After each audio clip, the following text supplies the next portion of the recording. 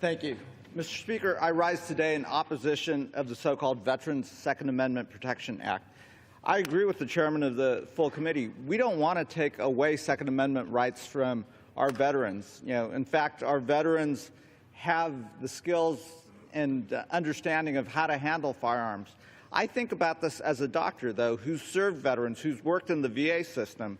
We've got an epidemic on our hands right now. Every day, 20 veterans commit suicide. That's 20 too many.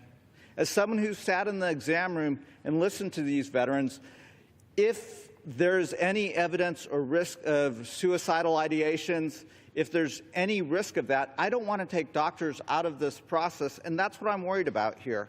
My first job is to do no harm and to do good and to help protect these veterans. 2 out of 3 veterans who commit suicide do so with a firearm. We've got to prevent this. This is an epidemic, and it's a national crisis. And we know gun suicides are preventable.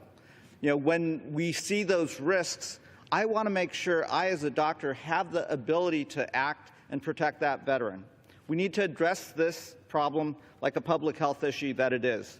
We need to continue to allow doctors to report the risks when they see them. It makes their patients safer, their communities safer, and is the right thing to do. I'd love to work with my colleague, a fellow doctor, the chairman of the full committee, on making sure we protect our veterans. Thank you, and I'll yield back.